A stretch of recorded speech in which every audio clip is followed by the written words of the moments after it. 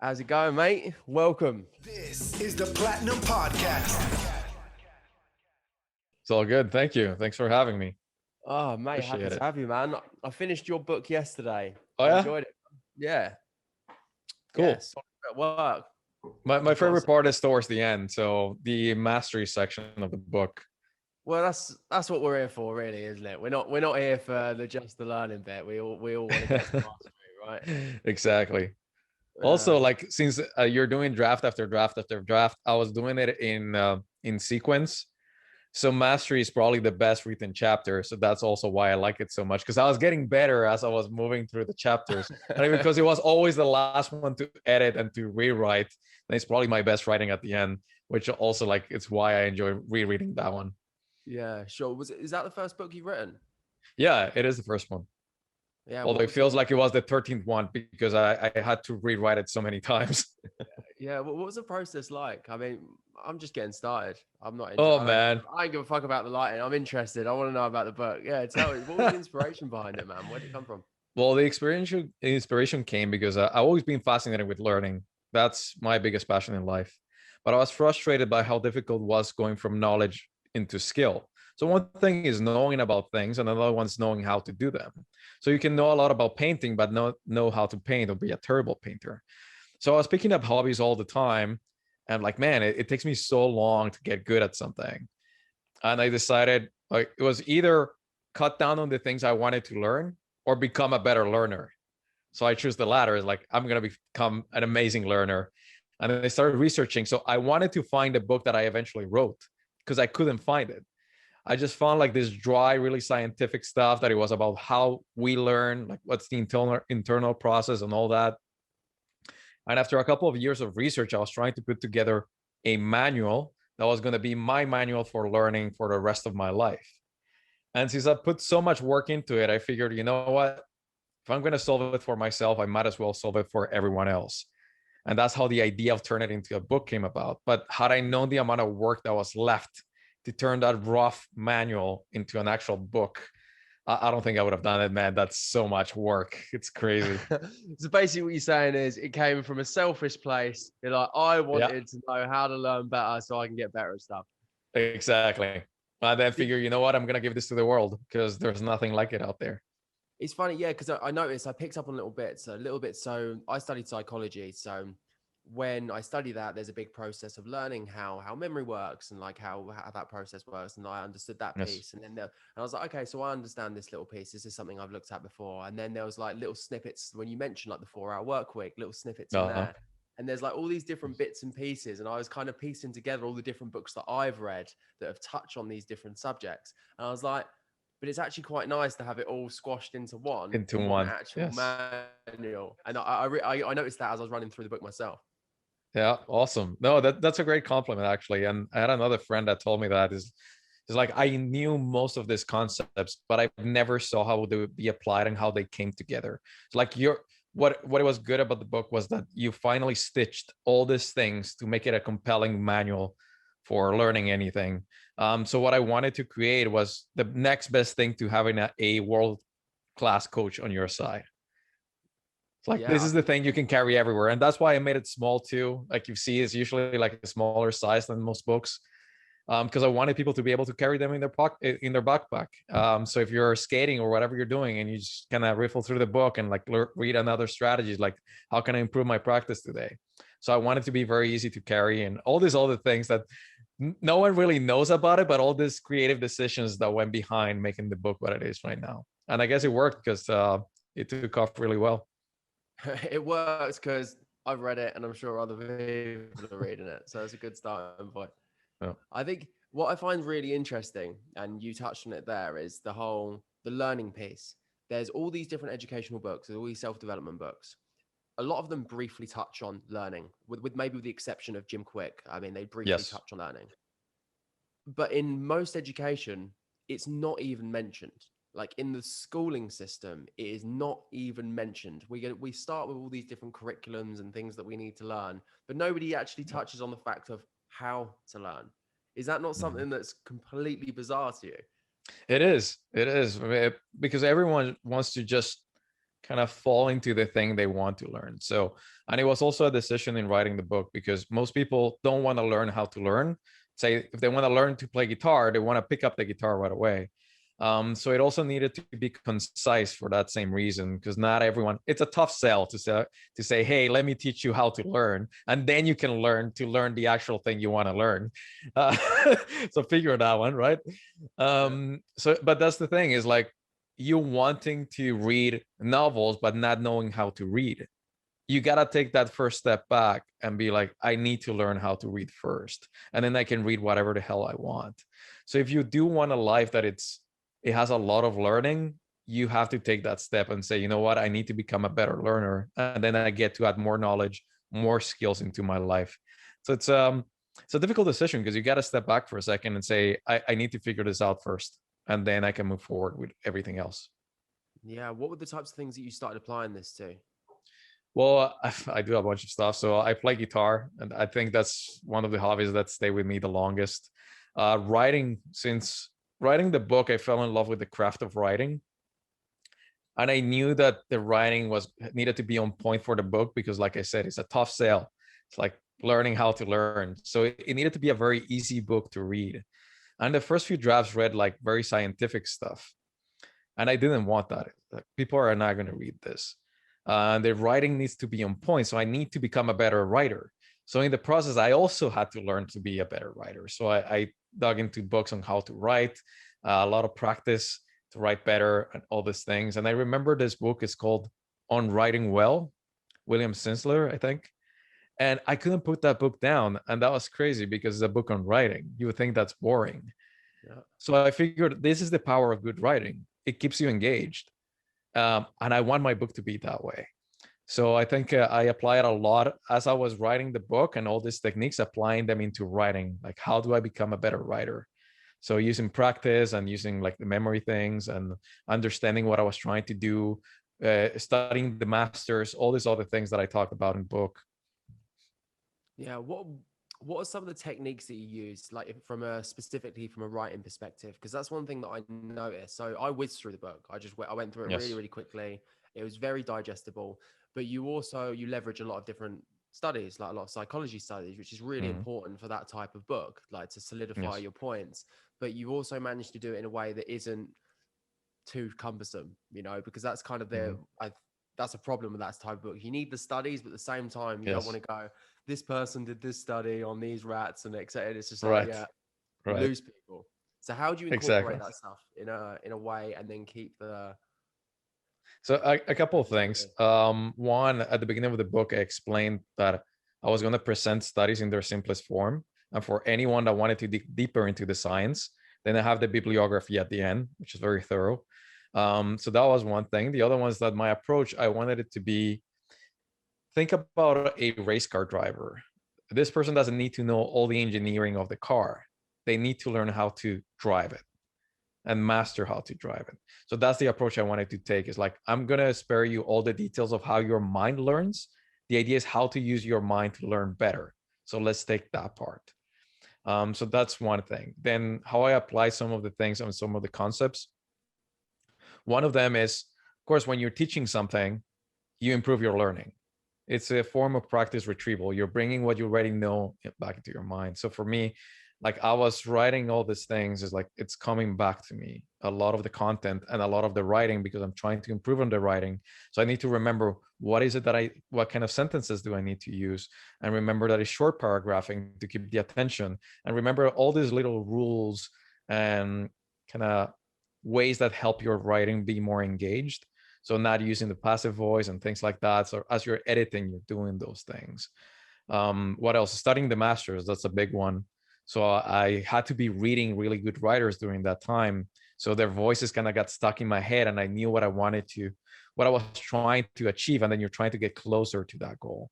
That's an important one. Another one, which is a strategy that I talk about in the mastery section, which is do the work. It's doing the groundwork. So every day, no matter what happened, I was writing for about 3 hours a day, every single day. That was for about 2 years. And it never stopped. If I was sick, it didn't matter. Like rain or shine, I was writing. I love that. I like that point because you really drill that in the book as well. You're just like, Yes. look, there's no fucking shortcuts. There just No. isn't. Unfortunately, you just got to get on with shit. And I feel Yeah. like, especially nowadays, everyone's looking for that shortcut kind of mentality, that instant gratification. It's just like, sorry, that's not gonna happen. There's none. And the thing is this, like people make ungodly amount of money trying to make you believe that yes, there is a shortcut. And the problem is like, so someone comes out and say, look, it's so easy and it's so simple, and I hold a secret. And if you give me $5.99, then I'm gonna tell you that secret. And then Yeah. what happens is that you learn the secret, you try to apply it, it doesn't work for you, and now you feel inadequate. Now you think it's your fault.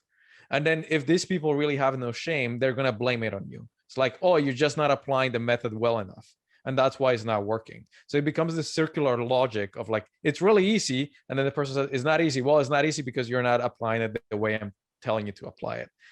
So that's just like very charlatan kind of way of doing things. And I wanted to take the opposite side and like, look, I prefer a teacher that tells me, man, it's gonna be fucking tough. You're gonna suffer. It's gonna be really hard. Some days you're gonna want to cry, but it can be done. Let me show you how. Just manage my expectations. Just tell me it's gonna be shit. I'm all right. I'm a big boy. I can handle it. Yeah. I But if understand. someone tells you, look, it's really gonna be really tough, but you can do it, and let me show you how. Man, that to me at this age, like it rings a bell. Like, okay, this person is real. I'm more concerned when someone comes and say, like, it's gonna be super easy. I hold the shortcuts. I learned the secrets in some monastery, and just give me your bank details, and I'll give you all I'm the. gonna make you absorb all this stuff in 24 hours. Like, no, man. No.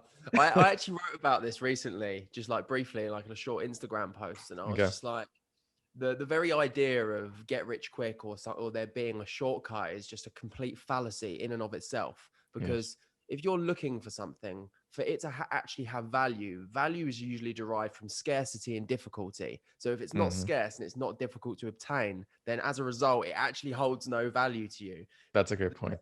The classic example is just like I guess like trust fund kids, for an example. The money isn't valued because it's not scarce Mhm. and it wasn't difficult to obtain. So Yes. then you don't care about it as much. So it's like, even if you got something quickly, you wouldn't care about it enough anyway. Yeah. So like, we're completely fucked either way. You might as well work hard for something and get it, right? It makes a lot of sense. Yeah, you wouldn't want to get it easy anyways.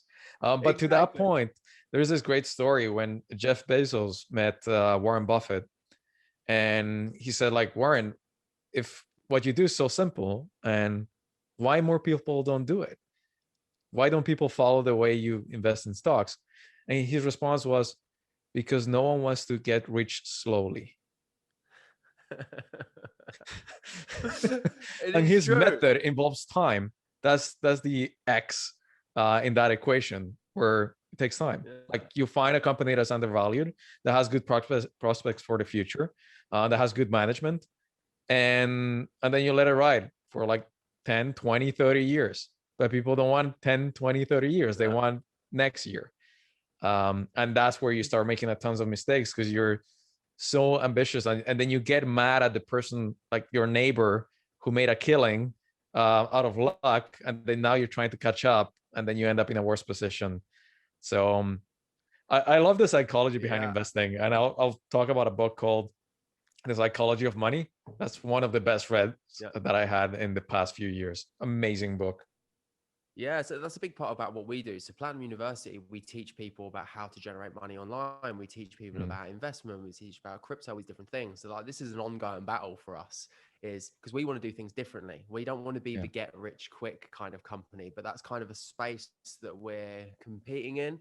We're Yes. competing in a space where people rent out private jets and pretend it's their own, and like they go around Right. in rented Right. Lamborghinis and pretend that they've made it off Amazon FBA, and it's like, no, you haven't. You've spent all of your pocket money on that Lamborghini to rent it for the day to make it look like you can sell this course. And Yeah. it's like, but we want to try and do it from a completely different space of integrity, and it's a really hard space to occupy.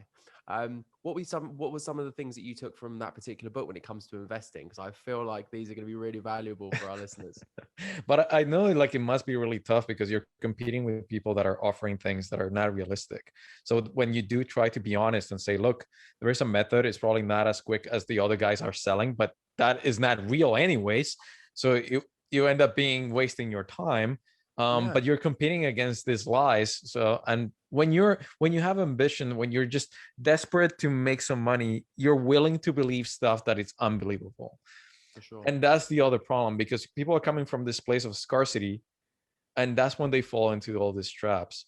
And then when the honest person comes along and say like, look, I can make you rich in 5 years, in 2 years, but like, no, but this guy says he can do it in a month. Like, you're going to lose your money, but then you're competing with those people and it's really tough. And then it feels really bad that some would go that way, and you're trying to bring them to you because you know what you're doing is honest, that what you're doing has integrity, and what you're doing works. But it might take a little bit longer, it might take a little bit more hard work, but it's real. Yeah, it's the sustainability piece, because people think that they want loads of money. They don't. They actually, in the vast majority of circumstances, they actually want security. Yes. And the irony is, when they get the money quickly, they're more likely to lose it quickly as well. So Yeah. it's like, so like in your example where you said like there's the guy next door who's, I don't know, maybe he's bought a meme coin and it's gone to the moon. Mm-hmm. These are the stories that kind of get embedded in our psyche. We're like, oh Yeah. no, it can be done like this. It can be done like this. But you never hear about the neighbor talking about how he put all of the money from that particular meme coin into another meme coin and he And lost then a lost lot. it. Yes. And then you're stuck with this kind of fake reality, aren't you? Yes. And also with all the people that didn't make money and end up losing money in the same coin. I remember there's this line from Bill Gates. He says, success is a terrible teacher, because you start assuming that all the success that came to you is because how smart you are. And then you start making bad decisions. So the guy that made it in the in the meme coin, now he thinks he has the golden touch. Yeah. And now it starts losing everything because like they're not treating the next deal the same way, or they didn't have the same luck. Like, it's difficult to be consistent in this game, and it's hard to kind of ignore what everyone else is doing and then do your own thing. And man, I've fallen for that because I trade a lot, and I trade options, and I also invest in stocks. And sometimes it's hard for me thinking like, oh my god, this stock went up so much and I wanted to be in, and now I'm gonna go in, but it's much higher now. I'm like, no man, just stay in your thing. But sometimes, and they say this also in that book that I mentioned, Psychology of Money, and Warren Buffett talks about it. It's like, we don't feel bad when other people make money, but for most of us it's really tough. You think someone else is getting rich so quickly and it bothers you. And I have to keep myself in check. So I'm guilty of that. And I'll say that I'm very envious in that sense. I see a stock going up and I'm not in. I'm like, someone's making a shit ton of money and now I want to be in. And then I make a mistake because that wasn't my plan. And now I got in the wrong point. And now it takes a turn. So every investment that I made thinking this is my thing and I'm not going to look away, all of those are doing great. All the ones that I went like, this thing is going crazy, I'm gonna go in, those ones I ended up losing money. It's that level of acceptance. You have to have that acceptance. Accept that as a human being, you're flawed and you are Yeah. going to get scared and you're going to get greedy. Once you accept that there's Yes. those two things playing out, make the decision, walk away, and then you're a little bit safer, right? Yeah, you do your analysis, you know that's right, and then you just write it. It's like, this is a good opportunity and it's a solid business and I'm going in. And you stick with your guns, because we start comparing and we start switching and we switch your approach. And like you said, it is a dance between greed and fear. And we can't let that get in the way of the plan. So Yeah, I love that we can talk about this too. I know it's a little bit off the topic of learning, but it is. But well, no, people are learning some really valuable information right now. yeah, no, I'm Because glad. a I'm lot glad of to people talk want to about learn how to it make as money. much as you want. They want to learn how to make money, and this is like Yes. the foundational piece. Like, Uh-huh. understand that as a human being, you're a little bit flawed. So we can inject a little bit of the learning side here, and it's the way that I applied some of the lessons in the book to become a better trader. It's I had a practice account. So that's the practice piece, because you can't just go in and when you're trading is different than when you're investing. So trading, you're using patterns and you're using candlesticks, you're using simple moving averages, all these other things, right? So then you need to get acquainted with the the technical side of it, like trying to trade and learning where you make mistakes and how to adjust trades, all this stuff. And you don't want to do that risking a ton of money. So then you open up a practice account and you practice there for a while until you get the hang of it. And then you move from practice into something called bridging. So bridging is the step in between practice and performance. So that gap is too big. Think about it this way. So if a boxer is practicing on a heavy bag and then they have to fight, that's too big of a jump. So what they do is they have a bridging scenario, which is you're sparring. You're practicing with someone else. It's a controlled environment where, yes, you're going to get punched too, but it's not a big deal. So the equivalent if you're trading stocks or trading anything else is once you move from your practice account, then you trade very little money. That is not significant for you. That is not going to make a hole in your pocket. That is not going to make you emotional. So now you have a little bit of a skin in the game. Now you're kind of simulating what it is to trade live.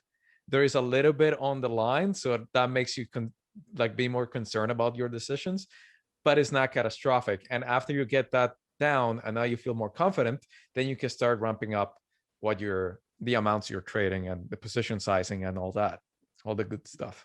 Yeah, no, I like that example. And I like how it translates with boxing as well, because ultimately the game that you're still playing with is fear to a certain extent, Yes. because you spar. Yes, you're not in a real fight, but then when you first start sparring, there's that fear of getting Uh-huh. hit. So you need to start dealing with that before you can even commit Yes. to your shots and actually fight anybody, right? Mm-hmm. And in the same way with trading, exactly the same thing. You got to have a little bit in there. You got to at least be scared of losing a little bit of money to Yes. test your reactions and see how you're going to fare in the real world when the stakes are a Uh-huh. little bit heavier. Exactly. And that's how we should approach anything. Say in real estate, I don't know if that's part also of your curriculum, but the way I was doing it is before I ever started, I analyzed hundreds of deals. Like I had my agent send me deals and it's like, just send me everything you have and I'm gonna run numbers. And I didn't have the money to buy the property yet. So it took me like a year of analyzing deals before I could afford going into something. But when I went for something, I knew what I was looking for because I had to analyze so many other properties, and it costs you nothing to sit down and run the numbers. Nothing. So when people are like, well, I don't have money, but yeah, but are you getting prepared? And this is a very important point. Waiting for an opportunity is not the same as preparing for an opportunity. Completely different things. So I had been waiting for a market crash for a while. And when it happened, when the COVID hit back in March last year, I'm like, yes, this is when I make my fortune. All right. And I got in into the wrong vehicle. I was one of the ones that got caught into this contango for oil when oil hit like negative. I was cutting there. So when I could have gotten everything else at like floor prices, I got into the wrong thing because they had to renew the contracts. And what I thought it was very cheap, it was a problem because once they renew the future contracts, now you have the difference, and I ended up losing money. So I was losing a ton of money when I should be making a killing. And that's when I realized I had been waiting for this, but I had not prepared for this. I don't know what the fuck I'm doing. So after that loss, I spent the next 2 months just learning all I could, and I made all the money back and then some. But that And was the lived happily preparation. ever after. But I could have made so much. I could have been like dancing in the fortune right now because I got in at the right time. I just did it the wrong way because I was not prepared. I had been waiting for an opportunity. I had not been preparing for an opportunity. And everyone listening, there is so much you can do to prepare. So maybe you don't have the cash or whatever it is to start that business you want to start, but you can prepare in so many different ways. Like for real estate, analyzing deals. So getting to know the numbers, knowing what's a good deal versus a bad one. Like why is this one different? How do I calculate the vacancy rates and all this other stuff? All those things, those are free. That's really powerful. What's something else that you're kind of preparing for right now? What's an opportunity you're making sure you're in the right position to be positioned for? I think also in the stock market. So now I've for the past year, I've learned everything that I could. I read as much as I could, especially about value investing. So I'm not so concerned about trading anymore because it was sucking my soul. I felt like it was stressing me out way too much. So I was leaving very stressed out. I'm like, what's the point of making more money if I'm living this way? Yeah. So now I turned more into value investing and kind of the long-term strategy and choosing companies that are undervalued, well managed, and with good prospects for the future, and then keeping a concentrated portfolio of no more than maybe 15 different companies. So then you're just on the lookout. So I know what I'm looking for now. And then you just wait. So Warren Buffett or Charlie Munger, they talk about that. Is like, you're just waiting for that fat pitch, and you wait and you wait. And when you see it, you go in hard. So, yeah, it's not the sexy version, but it's the way that works, right? yeah, it's not sexy because most of the time you're doing nothing. And this is something interesting. I was just reading Anti-Fragile, Nassim Taleb, and he talks about this, the kind of the via negativa or something like that, the stuff that you don't do. And then Charlie Munger and Warren Buffett, they talk a lot about that. They said, we've made so much money, not so much for the good decisions we made, but for the horrible decisions that we avoided. That's what kept us in the game, and that's what eventually turned us into the fortune that we have. Because the good decisions kind of take care of themselves, but when you do make the bad ones, and we're all thinking, I need to be doing something. Sometimes it's not doing anything, and that's what's going to save you. So not doing the stupid thing. So I try to think a lot about that. Like, I'm heavily invested, and I'm thinking, maybe there's some positions I shouldn't be in. Maybe I should be cutting on this and just focusing my portfolio no more, and keep some on the side for the really, really good stuff. And I think that's why the whole mindset piece is the most important bit, because you're having to make a decision there. Are you making that decision about cutting something from fear? That's the first question to ask yourself. Or are you actually making a very calculated decision about how you've been behaving prior and how you want to behave moving forward, right? Yes. One of the lessons that I loved from Charlie Munger, he says, if you have your top 4 investments, why would you put money anywhere else? Like, why would you put money to your 5th, 6th, or 7th? You keep plowing money into your best 4. And that's how you end up in a portfolio, like very concentrated portfolio. He's like, why? He says, it makes no sense to me that someone would own 100 stocks. How did you find 100 extremely good opportunities? He's like, I haven't, and I'm 96. So how have you?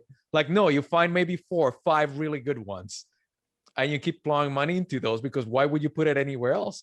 And his example is like, if you have your top player in a basketball game, why would you be like, I'm too invested in this guy, let's put another one that's not that good?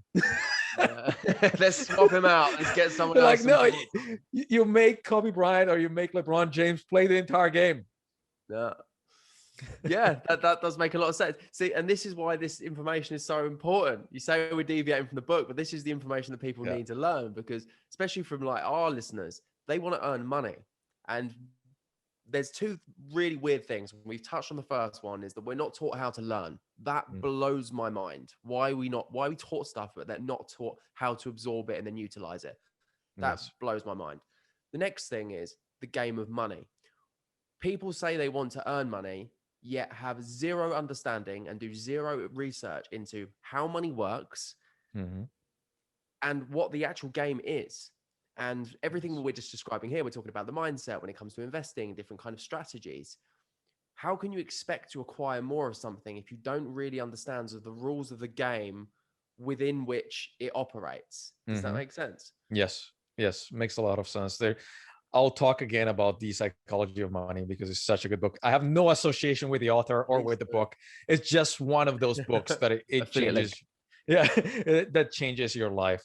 And one of the things that I love the name of this chapter is like, wealth is what you don't see. So wealth is the Ferrari not bought, is the yacht not bought. Because every time you buy something, you're making someone else wealthier, not you. For you is an expense. So like all the toys and all the stuff, the bigger home, you're making someone else money, not you. So he's like, wealth is really what you don't see. It's all the expensive stuff you didn't buy. But another extra point that I wanted to make there, when you said like, oh, everyone wants to make ungodly amounts of money, and maybe that's not really what they need. They just want freedom and stuff. To me, is this idea that we approach something from a scarcity mentality. So when we have very little, we think we need a lot. So and think about it this way: people don't want to make $1 million anymore. They want to make $1 billion. Like, really, man? Really? Tomorrow, right now? Yeah, really, $1 billion. Yeah. Would you even know what to do with that amount of money? No. So we're coming. The analogy I like to use is, think of a starving man looking at a buffet, and thinking, I want to eat everything that's there. I want it all. And then they go in and eat until they almost blow up. And then they realize, you know what? I didn't need all that. I just wanted a really nice meal. But because we're coming from this scarcity approach, because we don't have it, and we see other people like feasting on that buffet, we think we want the same. In reality, you make a couple million and you probably get a lot of what you want in your life. You get to travel, you get to have a nice place, you get to relax about your bills. You can eat out if you want all the time or have food delivered. And it doesn't take that much. If you have a couple income streams and a good cash flow, man, you're set. Yeah, 100%. That's The rest literally is what just Platinum gravy. University is about. It's literally about, it's not about making a billion. It's about just creating different streams of income and Yeah. learning along the way, acquiring skills, just getting better and Hmm. giving yourself a nice, fulfilling, happy life because it's Yeah. so much more achievable than people are led to believe. I think another really good way to look at that and the way I describe. So I currently live in Bali as an Hmm. example. And you can live in Bali for $2,000 a month and live like an absolute king, Nice. realistically. And anything else you earn above that, you invest. And Yep. you have, and I want for nothing, right? And I try and explain this to people. If you can just transfer your earning from being in a physical location to doing it online, earn $2,000, you can live in Thailand, you can live in Bali, you can live in the Yep. Philippines, you can live pretty much all over South America. There's so many places all over the world where you can essentially get the life of the 1% for the wage that you already earn just Yes. by ensuring that you can do it from anywhere. 100%. And that transition alone just completely, if that doesn't shift your perspective on the type of life that you're living, if you're running around central London or New York and you're stressed out and you don't like your life because you feel like you need to earn $200,000 a year to get the Hmm. standard of living that you want, you can literally just eradicate all of that, Yeah. earn a lot less money, live somewhere else and have a completely different life and have it 100 times better. You don't have to Yes. do it this way. You can kind of go this way. There's a Uh-huh. side step. It's not a shortcut, but it is a side step. Yes. That Yeah. makes perfect sense. I love that idea. Something that I'll share you a story where, because at one point, also more money means problems are not going to go away. They're always going to be there. So you'll Mhm. have money problems, which is a different kind of problem, is a nicer kind of problem, but it's still a problem. Yeah. So one of them is like doing your taxes and how do you plan for taxes and how you strategize and all this other stuff. Another one, which I love from example from this guy who wrote The Subtle Art of Not Giving a Fuck. Mark He's Manson. like, yeah, he's like, the mansion you buy is not the mansion you have to upkeep. The Ferrari you buy is the same Ferrari you have to take to like the shop, and now you have to buy a nice garage because otherwise someone's going to scratch it or whatever, and now you have to worry about that. Like Mm. everything you now own takes a little piece of you. So that's the other part. We think like, oh, it's so cool to have the private jet. No, you have to pay for that thing, like the hangar, the pilot, and all this other stuff. It would take way, way, way too much money for the point where you say like, I don't have to worry about any of this really expensive toys because no, I don't take care of it. But most likely you'll still have to pay for like the property taxes. There are things you can't get yourself out of the equation. Like, so I have a property investment company and I still have to do work. Every now and then I get dragged into it. It's not like I could just walk away completely. Even if I hire a manager, I'll have to manage the manager. Yeah. So there's always going to be a little bit of work to do, and we have to make peace with it. It's fine. Everyone has to. Warren Buffett still does work. I bet like some of these top guys, they still have to do their work. But the story I wanted to tell you is at one point you start worrying about other things when you make more money. I'm not a super rich guy or anything, but I've achieved a point where I don't really have to worry too much about money. Mm. And we met this real estate investor, no, these investors from the States who wanted to invest in real estate in Canada. So they contacted me and my business partner, and they wanted to do huge deals, like hundreds of units. We're talking hundreds of millions of dollars, stuff like that. And they wanted us to be the partners in Canada. And I thought, like, this is gonna take my business to like a whole nother level. This is gonna set me for life. But I walked out of that meeting so sad, and my partner was, "What's happening? Like, this is great news." Like, it's not. It's not because I know the amount of work that this will take, and that means that the last few years that I have of my youth are gonna be spent working for what? More zeros in the bank? really, do I really need more money? So the problem became, how do I really enjoy what I built? And I decided not to. Like, this is not gonna, it's gonna suck away the life that I have for the next 5 years or 10 years. So then what's the point? This is the time that I should be enjoying more, finding more balance. So you're gonna have those problems. Like, for many people that are starting out that might be listening, they think that money is just gonna solve that all the problems. It's gonna bring different problems. And then you're not gonna want more. You're gonna want more time, more freedom, more other things that it puts you into this position of, do I keep working harder or do I just enjoy some more? And the problem is that now, for a lot of entrepreneurs, there is the cult of the grind, of thinking that you have to be working 24 hours a day. And then where's your life? I understand that part. And yes, I've done it too. And now when I look back, is because I sacrificed most of my young years. I was studying real estate, and my friends would call me up on a Friday night and be like, Nick, let's go out. And I would say, no, man, I can't. I'm studying. What do you mean? It's Friday night. Like, yeah, but I'm studying real estate and I'm studying this other stuff. And in the end, I also studied a bunch of stuff I didn't need to study. And it was because I was afraid of taking the steps I really needed to take. So I made an excuse. I just need to read this next book, this other book, this one last thing, this last seminar. It's just because I was afraid of taking action. So I spent a lot of time that I should have been enjoying with my friends. And when I look back, is I missed on a lot.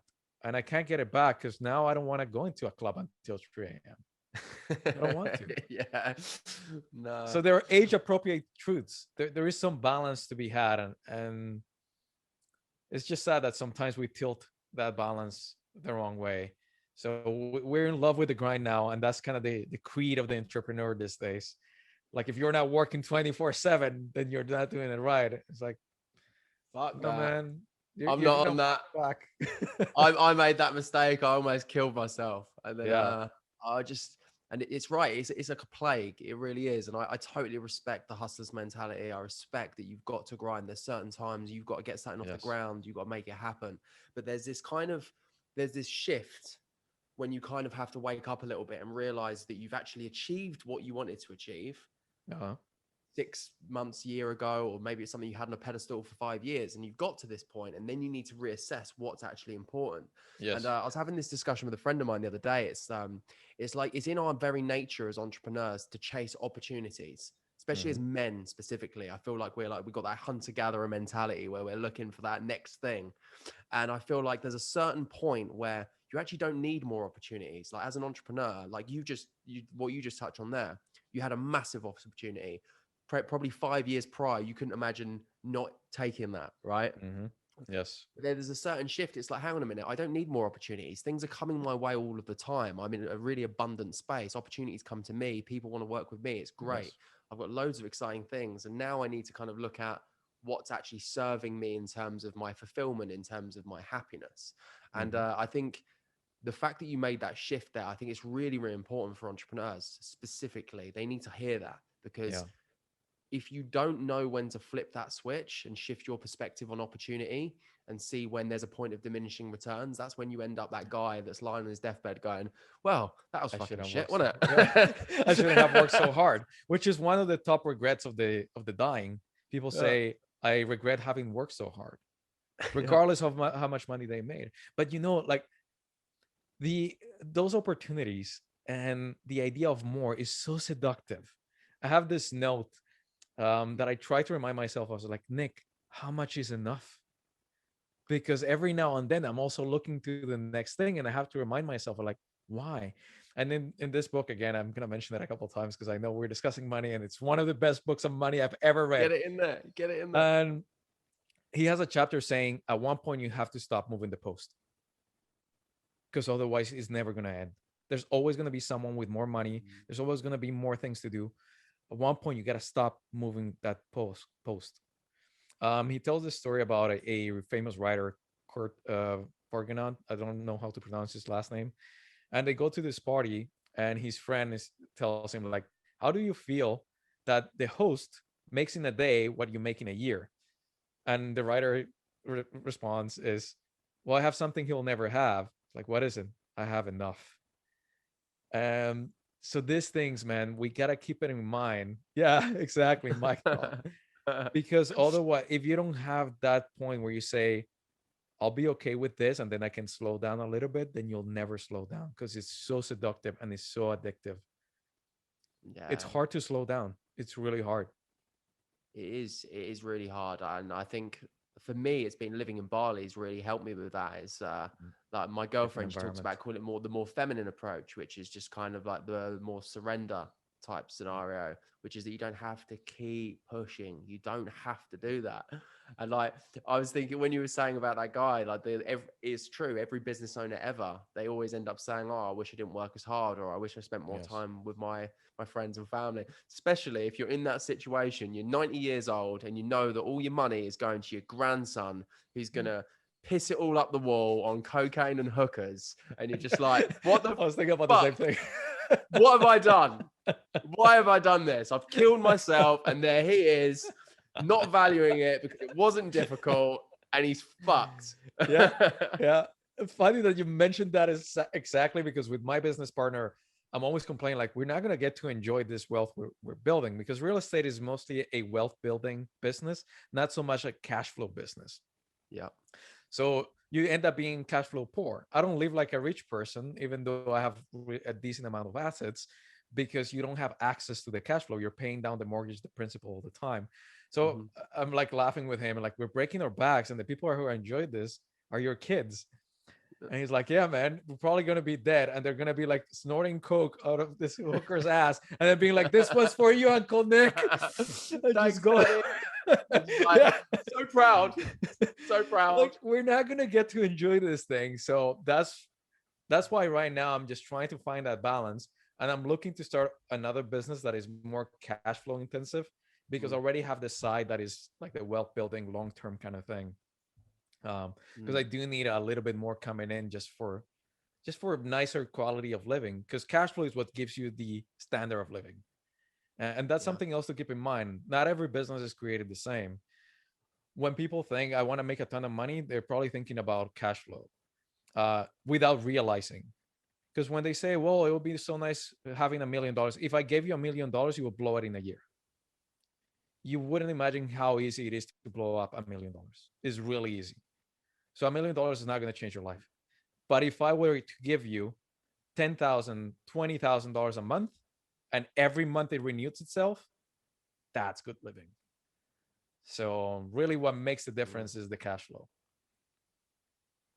Yeah, I couldn't agree more. I think the building long-term wealth is a very much a security piece. Yes. It always was for me. The reason I wanted these investments is because I wanted to know at a young age, so I had to look after myself. So I feel like that's where it came from. It was like Hmm. this desire to have security that nobody can take away from me. But that doesn't give you the standard of living. You obviously need to feel safe for sure. Yes. And that's kind of what we do at Platinum as well. We have like that's why we have different business models because we have like the Hmm. investment side of things, but then we also have cash flow businesses where it'd be like e-commerce as an example. So people can start earning money online. There's like network marketing component as well, so they can create that cash flow as well, and Hmm. then build the wealth in the background. What kind of business are you Perfect. looking at now as like a cash flow type business? Well, I was thinking about online courses. So because of the success of the book, and because it would allow me to be anywhere, Cool. and I like to things that I create them once and then you get to profit from them for a long time. So one of the notes, and I actually made that note for myself today, is like don't work on things that cannot stand on their own if you remove yourself from the equation. So I want to build things that can stand on their own. So I just give them legs and then they kind of take off. So for online courses, you film the course once and then you just get to market that thing for as long as you can. Um, so I'm looking into that. And I always wanted to do something online. I wanted to do something that was information based. And now that I have the book and the subjects, which I'm very passionate about, so it kind of all came together. Now, one last story that I wanted to tell you about that idea of like success and the thing that it brings, or when we have this attitude of scarcity and that money brings you different kind of problems. When people ask me if I was afraid that the book was going to be a failure, my answer was I'm more afraid that it's going to be a huge success, because then I'm going to have a lot of opportunities knocking on my door, people kind of shoving money down my throat, and it's going to be harder to say no then.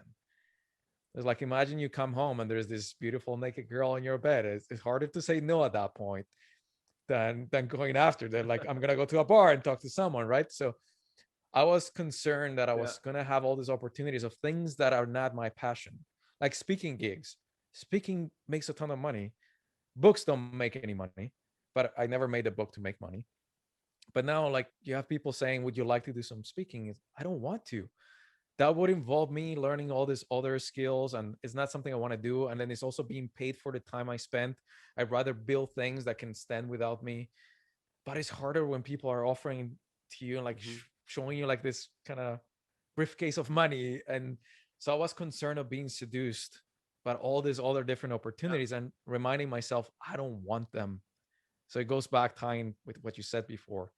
You got to Mm. stop at some point with those opportunities, but it's harder when they fall on your lap.